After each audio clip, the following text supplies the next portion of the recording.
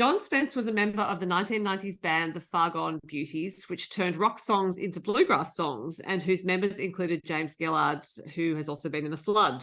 Since then, John has worked behind the scenes in the music industry, but he's now back behind the microphone and on the stage with the songs Burning Sky and Everybody Wants to Be a Winner. So there is a story behind all of that. I'm going to ask him about it. Hello, John. Hi, Sophie. Great to meet you. Thank you. And I'm going to start actually back with the Fargone Beauties and ask about that band, because there'll be a few people listening and watching who have not heard of the band, have no idea what it was about. So what was the story of the Fargone Beauties? Fargone Beauties was an accidental band that just kept going. So backtrack to late 1989, I got a call from a gentleman named Tommy Emmanuel. Yeah, that guy. And Tommy and I go back a long, long time. And he said, Phil and I are doing a show in Sydney tomorrow night. Actually, that's right, it's tonight. Sorry, we're doing two shows. We're doing one tonight. And we're not on stage till 10:30, and we need someone to fill in. So you're the support act. Oh, really? So can I bring a friend? Yes, you can bring a friend. So I literally called James Gillard, and James had been working in Melbourne, had just recently moved to Sydney. He'd been originally in Mondo Rock. He was with Broderick Smith's Big Combo and many other great Melbourne bands. Just moved to Sydney, said, I'm really looking for work, anything. So I called him, and obviously we just logged at that time, that afternoon we got together. We just talked through a bit of an idea for play, a couple of, half an hour of stuff with acoustic guitars, rocked into the gig without rehearsal and did the show. Tommy says, that was fun, but let's do a band tomorrow night. I'll play drums. And not many people know that one of the greatest acoustic guitar players in the world is also one of the best drummers I've ever seen. Right. Tommy said, let's, if you want to bring somebody else. So as it turned out, our mutual friend Terry Murray, the big bald pommy bloke who started the Fargones with us, was literally around the corner from James. So I said, well, come on, let's go. So again, without rehearsal, we just fronted up into the venue. Tommy said, what are we playing? We gave him a song list. We hadn't played, we hadn't rehearsed, whatever else. It actually went over a treat. And there was a full house. And we're thinking, this is really great. And anyway, out of the end of the show, out of the audience came a fellow who turned out to be a booking agent, a well-known Sydney booking agent, and said, is this a band? And we went, well, I guess it could be. And Tommy said, well, I'm in town for like 3 weeks, but I'm happy to play drums, but I won't play guitar. Right. And the agent said, well, does the band have a name? And James, quick as a flash, said Fargone Beauties. And we went, oh, double take that. Right. Crack up and said, well, I guess it could be. Let's see what you can do. He booked us 3 and 4 nights a week for the next 3 weeks while Tommy was there. And then Tommy had to go back and do recording and touring with Dragon at the time before he was famous in America. And so we just kept going. That's the origin of the band. And we just discovered this thing. We were playing country rock covers. One day, Terry, the guitar player, came in with this idea and said, let's do a bluegrass version of Wild Thing with banjo. Right. But it's got to be loud. And so that was the origins of Thrashgrass. And the rest is history. There are so many questions that are bubbling to my mind. The first one is, when you and James first discussed this for the first night, how on earth did you settle on a set list? Because the two of you, I imagine, came in with a whole lot of songs that you knew. Did you know that you already had some common ground that you could put into a set list, or was there a bit of argy-bargy? Well, I'd met James before when he was touring and I was touring, etc., so forth, and we just got along well, and we really liked great vocal harmonies, stuff with acoustic guitars in it, stuff that probably fit into the country rock genre, and that's what we decided the set list would be on the first night with Tommy. So we just sang a whole bunch of Neil Young, James Taylor, some Joni Mitchell, all that kind of acoustic-y, vocal-y, vocal harmony stuff. The next night was completely different. It was much more of a rockin' thing. Yeah, right. So, because also to decide country rock, because Tommy Emmanuel's oeuvre doesn't really suggest that the support band would be country rock. So that was just something you both wanted to do? Well, it was the only thing we knew how to do without rehearsing. And Tommy's just up for anything. So he's always been up for anything. And he just went along for the ride. He actually played with us again in Tamworth, would you believe, like maybe a year later or something, rather completely just lucky. He was in town when we had a gig somewhere, I can't remember which hotel it was, and we hooked up with Tom in the afternoon, and he said, "I'll come and play drums for you." So I've got a tape of that. It's fantastic. Right. So, I mean, obviously, you cannot arrive at that standing start for what you did without having a wealth of experience behind you. Because it's one thing to have the musical knowledge and to know those songs that you want to play. It's another to actually not be unnerved by having to do a performance at such short notice. So, what had been your? I know you had been in bands before that, but for the benefit of the audience, what was your background to that point in time?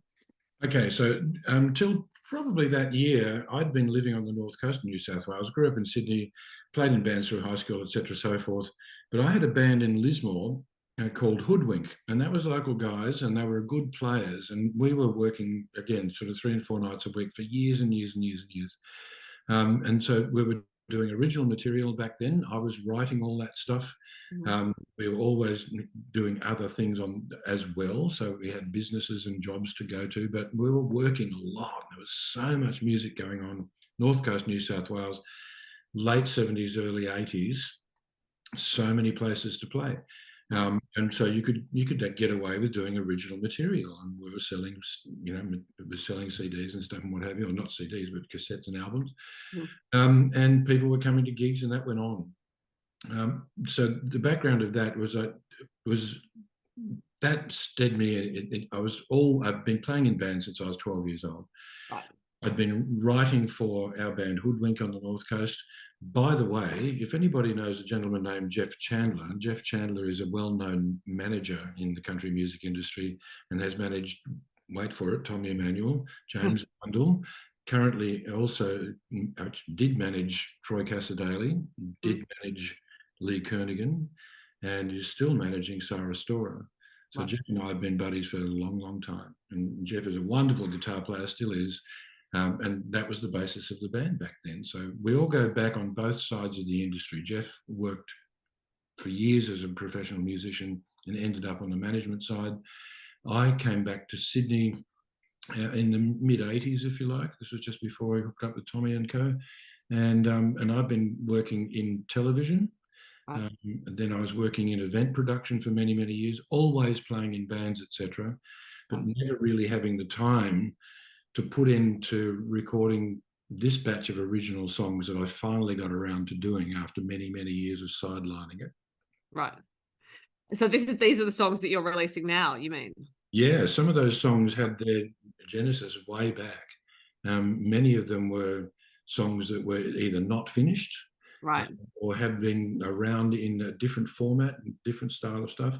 But last year, I actually had a business in Sydney which I had managed to find a buyer for, and it freed my time up. So probably this time a year ago, I finally got around to thinking, I now have the time to actually put some creative thought back into some of these songs that have been kicking around my head for sometimes up to 20 years. Right. And sit down and finish them and arrange them in the context of today's music. And that's really what the genesis of this album that's coming out later in the year. So I'm wondering how your relationship to those songs changes over time, because obviously it's an idea that you said some of them like 20 years ago, and it's been with you. So is that a story that persists that you want to tell, or is it an emotion from 20 years ago that you still want to convey? I mean, or do you look at it and think, okay, well, 20 years ago I thought it meant that, and now it means this, but it's still a valid thing I want to say?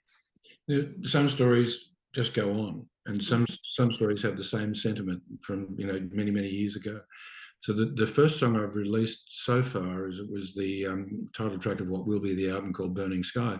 That was actually, the genesis of that was absolutely a true story. There were some friends of mine back in the day who decided to go west and work in the mines and put together a little stash of money so that they could sort of set themselves up for other future endeavours.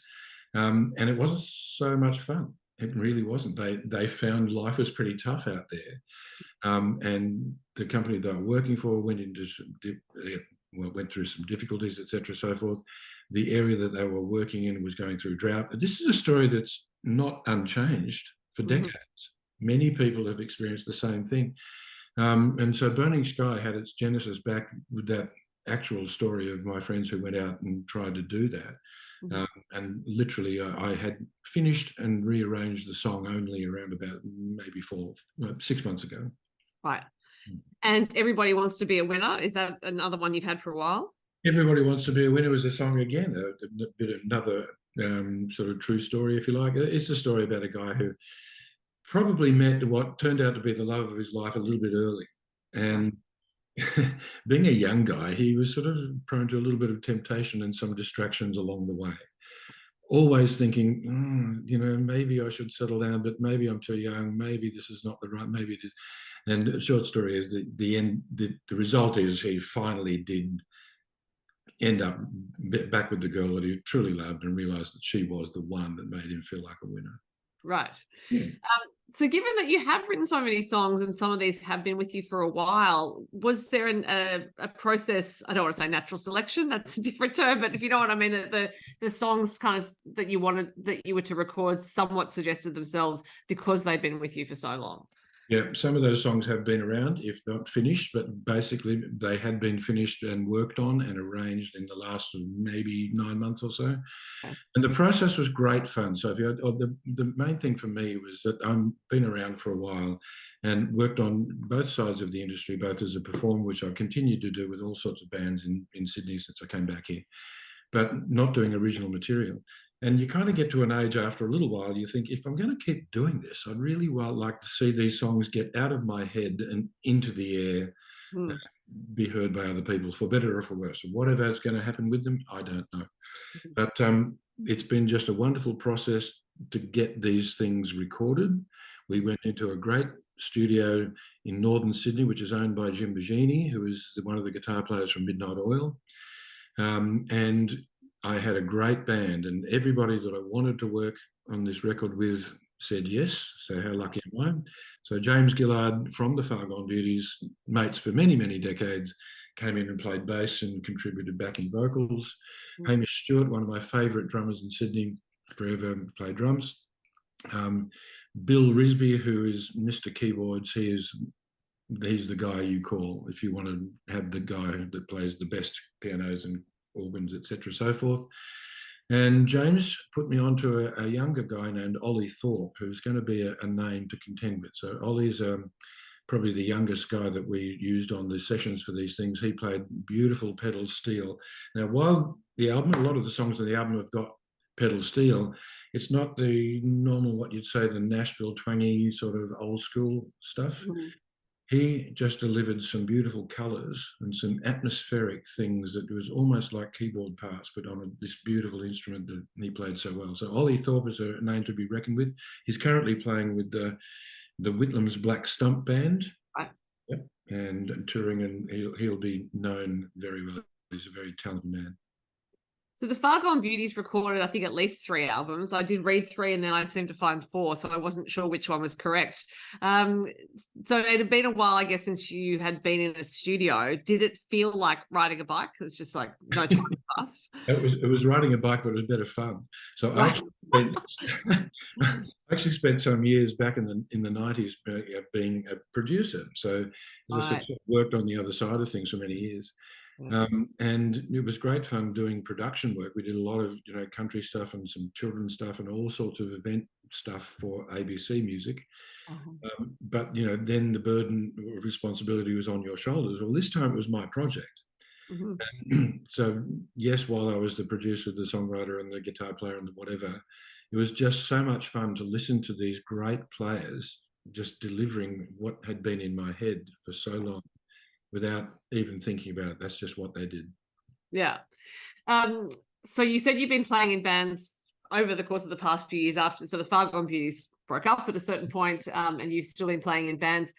Do the stakes feel different when you're playing your own songs? Do you know what? I haven't tested that yet. Right. So when we were doing the Hoodwink thing, where I was talking about with my friend Jeff Chandler back in the day, I just found it incredibly satisfying to be playing stuff that we've written and people know the words and people are responding to it in a positive way. Now, I haven't had the chance to do that for 20 plus years, and I'm about to. So Right. the first chance we're going to have to gauge that is that after the album comes out late in the year, we've got a couple of gigs in Tamworth with a really great band lineup of exceptional musicians who have agreed to do this with me. We've got a couple of shows in the Golden Guitar Week in Tamworth coming up, and that'll be the first time these songs will actually get out into the air in front of a live audience. Right. So back with a bang, I think, playing festival as your first shows. We're not playing, we're playing in the Country Music Festival. Yeah. We're playing at West Tamworth Leagues, a couple of shows on the Thursday and the Friday night before the Golden Guitar Awards. But I've got a great band there. We've got Vaughan Jones, I should say, from We've got Vaughan Jones on keyboards from Troy Cassadaly's band. We have the wonderful Ian Lees, who's with everybody playing always, all throughout Tamworth and the whole week. We have Dave Moore from Melbourne, who's a wonderful pedal steel player, and my friend Billy Handley, who's a wonderful drummer from Queensland. So just blessed. Sorry about the detail, but I'm so looking forward to those shows. As soon as we get those shows, I'll know if the songs are going to work with a live audience or not. We'll see. Never apologise for detail. As I'm very fond of saying, people love to hear about work, and this is the work detail. Yeah. I'm also thinking, given how the Fargone Beauties came together, where you just sort of went, okay, well, we're here on a stage, let's go. I imagine that the band you have for Tamworth probably won't need much rehearsing because you're all professionals and you all know what you're doing. But are you planning to rehearse much? Funny you should ask that. I've just been trying to find a window of rehearsal. I'm still working. Because everyone in Tamworth, as you know, is so busy. They just go show to show to show. So, honestly, I don't know if we're going to have a chance to rehearse. Bottom line is I'm going to send them my songs. I'm going to send them some charts. And if we turn up on stage without rehearsing, I know it's still going to be good. Yeah, or at the very least, it will be interesting, and also it will be familiar to you, given that you did do the stunt performance all those years ago. So you mentioned that the album's coming out later this year. We are in October as we're speaking, so clearly it's going to be pretty soon. Yeah, well, I just spoke to Ted Howard, the engineer. So Ted has been doing wonderful stuff in the country music industry for 20 plus years. We were lucky enough to have him do the recording of this. He's now in mixing stage. Those two songs that are out now are entering the Golden Guitar Awards, for better or for worse. We'll see what happens. And then the rest of them, he literally started mixing them today. Okay. So Ted's been hunkered down with Ian Moss doing a live record, mixing Mossy's stuff for about the last 3 weeks. And he's back on with my thing now for the next whatever it takes. Hopefully, my album called Burning Sky will be out late November, early December. That's the plan. So I can tell how energized you are by releasing this music. I'm wondering if it then sort of creates this cascade effect whereby you getting these songs out into the world, and now more songs are coming. And so then you're thinking, well, this is a going concern. I'm going to have these songs out. I may need to find an avenue for other songs. Or are you writing at all at the moment? Once a writer starts writing, you never really stop. I had literally put it on hold for over 20 years because I'd been busy doing other stuff. And in my case, it's kind of like I needed that space from my creative side of the brain or whatever it is to think in that space. And that has not been the case for a long, long time. It's because I've just simply been so busy. Having the freedom to do that has been an absolute joy to get back into that space and get writing again. So yes, I'm continuing to write. Yeah, fantastic. Now there is a very nice looking guitar over your shoulder. I'm wondering if, as a guitarist, there's never only just one guitar. So how many do you have? I think I have about 16. Okay, right. Don't tell my wife that. Because some of them are tucked in the corner. A lot of guitar players I know have 50. It's like it's just I've never been a collector, but the guitars I own all have different voices, so they all have a specific thing, and they're there for a specific reason. And I used quite a lot of them in this studio, and that's the reason we, us guys indulge ourselves with multiple instruments, because you go, I've got just the instrument for that. It's this. And that one over there, for example, is a 1961 Gretsch. Not particularly valuable, just a lovely old instrument, and it just works in its own way. Mhm. Is there one instrument, though, that you prefer to write on, or do you mix it up for that as well? Funny thing is, my writing guitar I have had since the mid 70s, and I bought it for $30 from a friend of mine, and it's a very old Maton Right. classical guitar. It's not a steel string guitar, it's not an electric guitar. Oh, It's just an old beaten up Maton small bodied nylon string guitar, and it's been through hell and back, and it's been repaired a few times and all the rest of it, but it's right there next to my chair in the lounge room when I get an idea, and that's what I pick up. right. Well, the songs that are coming out on this album obviously originated with this Maton, which seems fitting because that's an Australian-made guitar. And John, it's been such a treat to talk to you. The songs are great. I look forward to hearing the album, and people can catch you in Tamworth. And I presume there will be other shows after that. But at the very first instance in Tamworth, thank you very much for your time. And thank you, Sophie. I appreciate it.